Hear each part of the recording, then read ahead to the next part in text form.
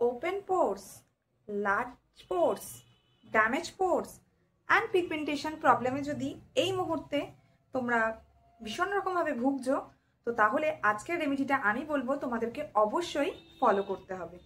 তো hello friends, welcome back to my channel makeup beauty and health suggestion. আমি স্নেহা। আজকে তোমাদের জন্য একটা অ্যানাদার হোম রেমেডি নিয়ে চলে এসেছি। তো আজকে আমি শেয়ার করব যেই ওপেন পোর্স। তো ওপেন পোর্স আমাদের ফেসের এই জায়গাগুলো হয়, আর এতে কি হয়, দীর্ঘদিন ধরে ময়লা জমা হতে থাকে, সেই থেকে আমাদের ফেসে পিম্পলস চলে আসে। আর এগুলোকে আমরা যদি ঠিকমতো কিওর না করি, ট্রিটমেন্ট না করি, এই প্রবলেমের সলিউশন যদি না করি, তাহলে জমতে জমতে আস্তে আস্তে একটা ব্ল্যাক পিগমেন্টেশন হয়ে যাবে। তো কিভাবে এটা থেকে আমরা হোম রেমেডি দিয়ে এটাকে ঠিক করব, আর এই ওপেন পোর্স যদি তোমাদের ফেসে হয়ে থাকে, তাহলে যদি সুন্দর করে যত দামি দামি মেকআপ প্রোডাক্ট ইউজ করে মেকআপ করো না কেন, তোমাদের ফেসে ওপেন পোর্সের জন্য মেকআপ ফেটে যাবে। তো তাই বলছি, ওপেন পোর্সকে একদমই লাইটলি নিও না। এই প্রবলেম যদি হয়ে থাকে ফিলহাল তোমাদের মুখে, তাহলে সেগুলোকে কিভাবে কিওর করবে, তো আজকে আমি তোমাদের জন্য একদম একটা হোম রেমেডি। কোনো পয়সা খরচের দরকার নেই, কোনো পার্লার সালনে যেতে লাগবে না, বাড়িতে তোমাদের কিচেনে থাকা দু একটা ইনগ্রিডিয়েন্টস নিয়েই আজকের রেমেডিটা করে নাও। তো কিভাবে আজকে রেমেডিটা করছি, কি কি ইনগ্রিডিয়েন্টস ব্যবহার করছি আর কিভাবে আমি করছি, একদম সেম ওয়েতে তোমাদের 7 ডেজ চ্যালেঞ্জ নিয়ে কিন্তু এই রেমেডি করতে হবে। তো দেখতে থাকো আজকের রেমেডি। তো বন্ধুরা, এই ওপেন পোর্সের প্রবলেম আমাদের এই গালে, নাকের চারধারেই এই জায়গাগুলোতে হয়। তো এটাকে আমরা ফার্স্ট স্টেপে কী করব, একটুখানি বেসন নেব, তাতে অল্প একটু পরিমাণে গোলাপ জল মিশিয়ে এই জায়গাটায় আমাদের ফেসটাকে আমরা ভালোভাবে ক্লিন করব। বেসন আমাদের ত্বককে গভীরভাবে পরিষ্কার করে, ডেড সেলসগুলোকে রিমুভ করবে আর অয়েলকে কন্ট্রোল করবে, যার জন্য আমাদের মুখে এই ওপেন পোর্সের প্রবলেমগুলো হয়ে যায়। একদম ডিপ ক্লিন করবে বেসন। যেহেতু ন্যাচারাল হোম রেমেডি আমি শেয়ার করি, তাই চেষ্টা করলাম তোমাদের সাথে এই রেমেডিটা শেয়ার করতে। তো তারপর আমি ইউজ করছি বরফের টুকরো। তো আইস আমাদের ওপেন পোর্সকে সাময়িকভাবে ছোট করে, পার্মানেন্টলি নয়, কিন্তু এটার সলিউশন নয়। আইস ত্বকের লালচে ভাব, ফোলাভাব কমায় এবং বরফ রক্তনালীতে সংকুচিত করে ছিদ্রগুলোকে ছোট দেখায়।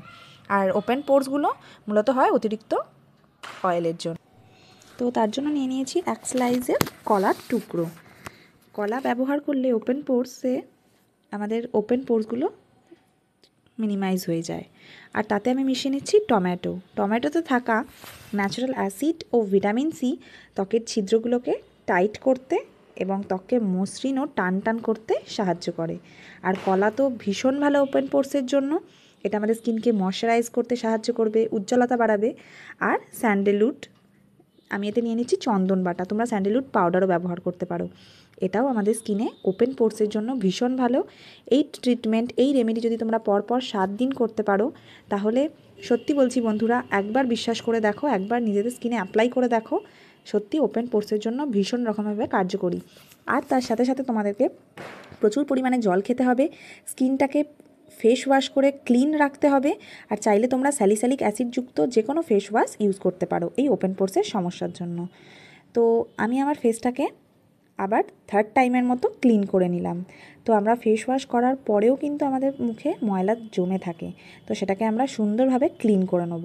তো তারপর আমরা এটার অ্যাপ্লিকেশান করব। তো এটা আমাদের স্কিনের জন্য, ওপেন পোর্সের জন্য ভীষণ ভালো। আমাদের ওপেন পোর্সকে টাইট করবে, স্কিনকে টান করবে এবং গ্লোয়িং করবে। আর সবসময় তোমরা চেষ্টা করবে রেমেডিগুলোকে ফলো করার। একবার ব্যবহারে কিন্তু হোম রেমেডির রেজাল্ট দেয় না, কন্টিনিউয়াসলি তোমাদেরকে 7 দিন এটাকে ব্যবহার করতে হবে।